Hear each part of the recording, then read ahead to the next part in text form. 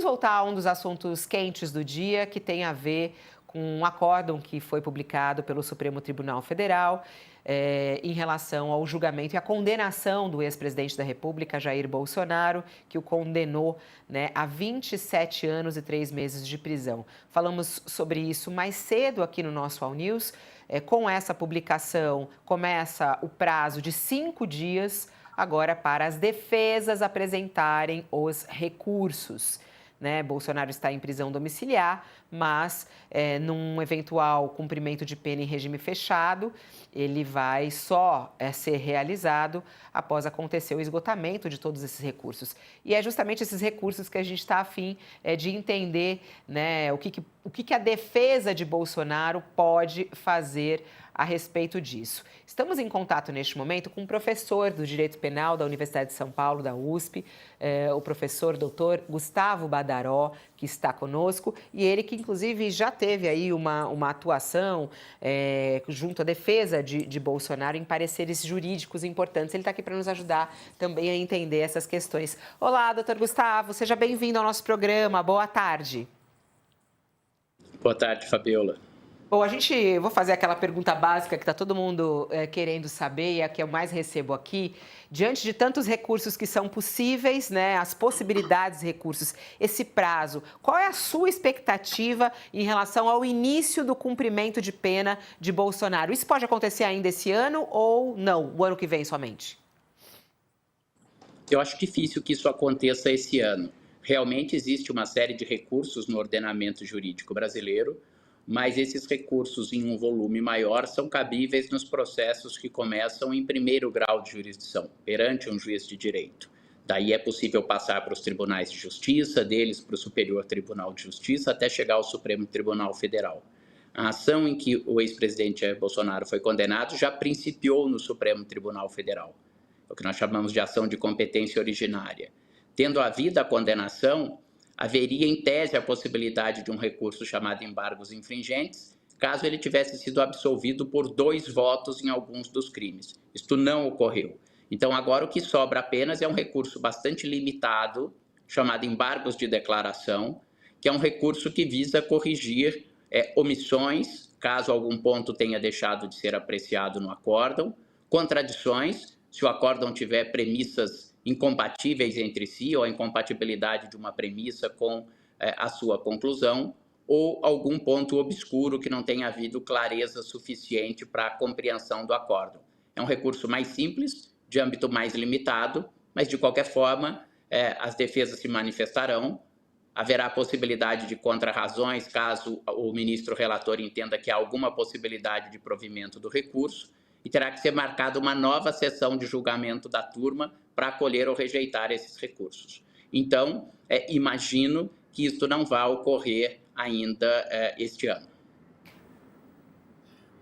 Doutor Badaró, como o senhor realça, são limitadas as possibilidades de recurso. Nós temos esses embargos de declaração que não comportam discussão de mérito, só para esclarecer omissões, eventuais contradições, obscuridades, nada de mérito.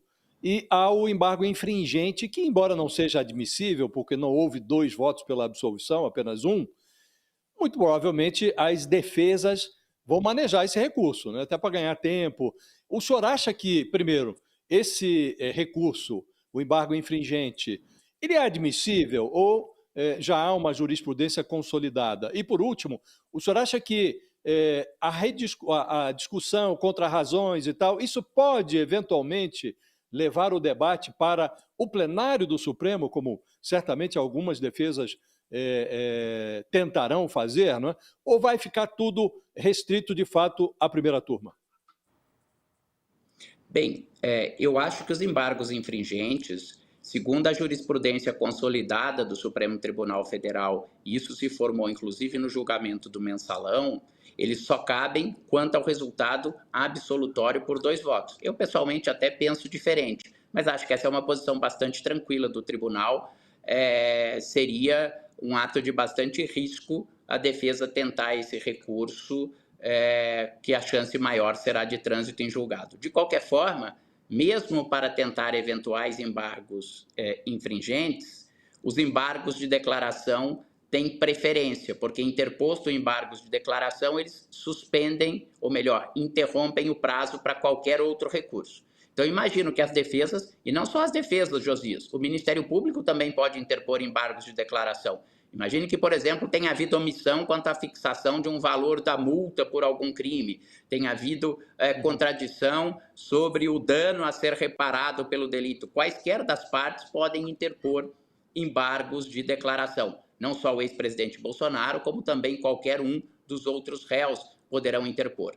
Algum tema dos embargos de declaração, embora ele seja limitado, é possível, talvez, que em algum desses temas, caso esse tema tenha, por exemplo, uma posição divergente na jurisprudência do Supremo Tribunal Federal entre a primeira turma e a segunda turma, que se postule que o tema seja levado a julgamento para uniformização perante o plenário.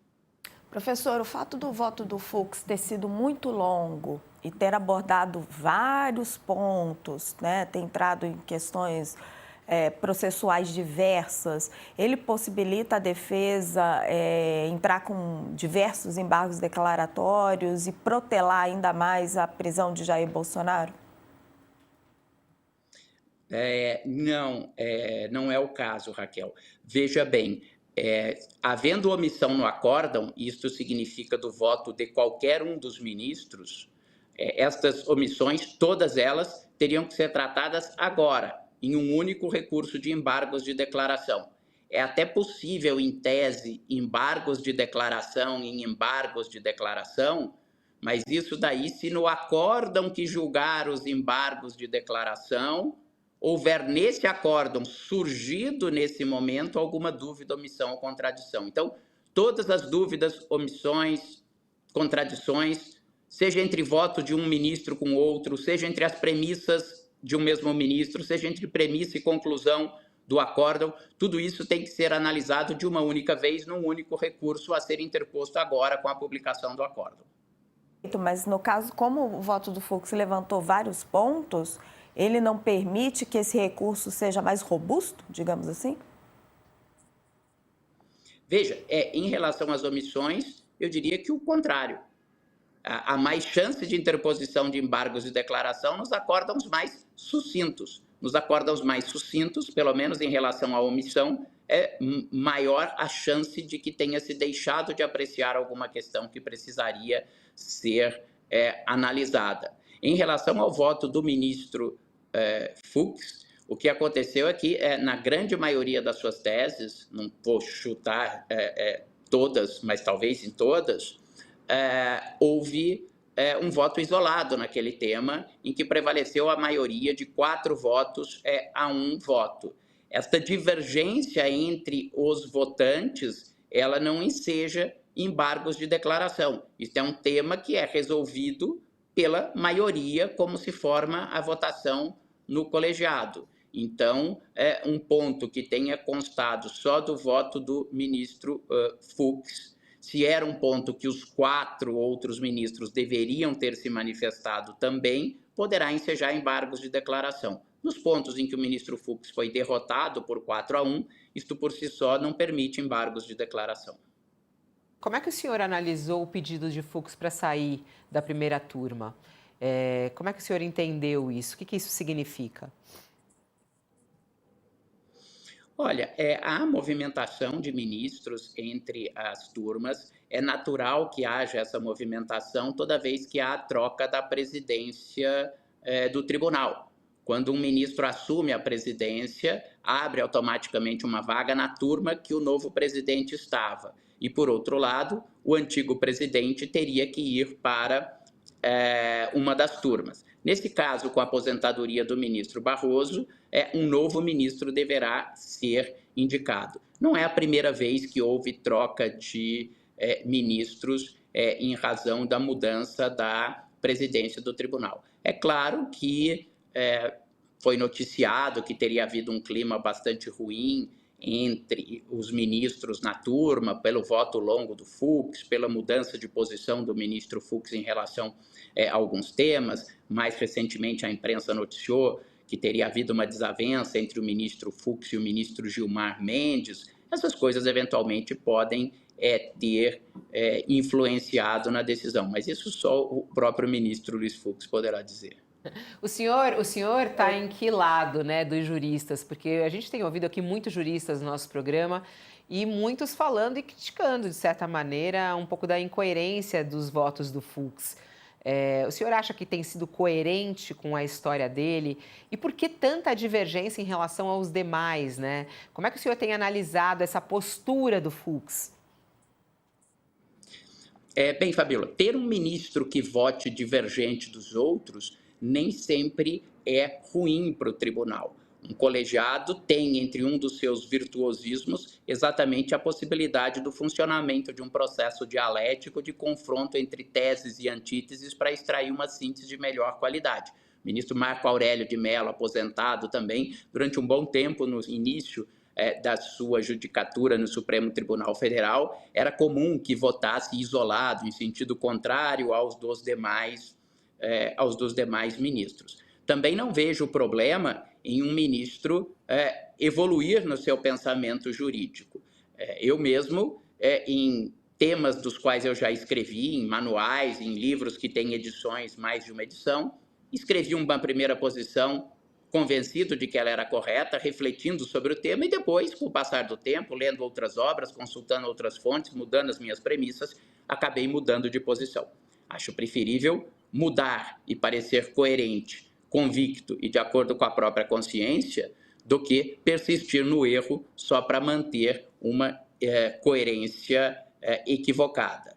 O que chama mais atenção, eu não diria que é a mudança do ponto de vista, é o momento e o caso em que houve essa mudança de ponto de vista. Mas o ministro que tenha mudado de posição, isto por si só, nós temos também na história do Supremo Tribunal Federal, em várias questões, ministros que num primeiro momento pensavam de uma maneira e depois mudaram a sua posição. Eu acho que o problema não é nem tanto a posição prévia e posterior ao ministro Fux, e nem tanto o ministro Fux ter adotado uma postura garantista, o que realmente não era tanto a linha dos votos do ministro Fux.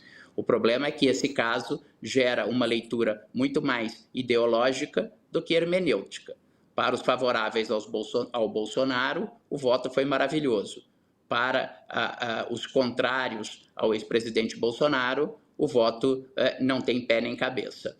Muitas vezes essas análises têm sido feitas menos sobre o fundamento jurídico em si e mais por essa paixão política.